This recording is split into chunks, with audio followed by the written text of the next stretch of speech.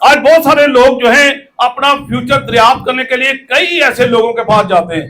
ایسا ہاتھ ویکھو جی ذرا آنے والا وقت کنج دا ہوگا, بڑے ماڑے حالات جا رہے ہیں.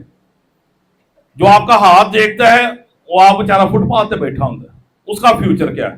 لیکن ہم lack of knowledge, lack of education کی وجہ سے ہم ایسے جو بن جاتے ہیں. ہم اپنی قسمت کا حال اس سے پوچھتے ہیں جس کو اپنی قسمت کا حال کا خود پتا نہیں ہے, اور ہم اسے اپنی قسمت کا حال پوچھ رہے ہیں کہ ساڈا آنے والا وقت کنجدا ہوئے گا جی, ذرا مہربانی ذرا ہاتھ ویکھ کے دسو.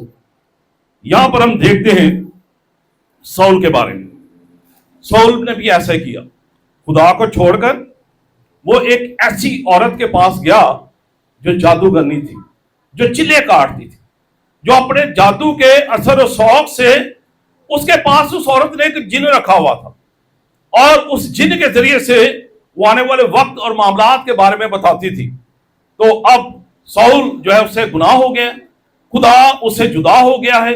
اب اس کی بادشاہی ختم ہوتی نظر آ رہی ہے. اپنی بادشاہی کو بچانے کے لیے اب وہ کیا ہے, ایک جو ہے وہ شیطان کا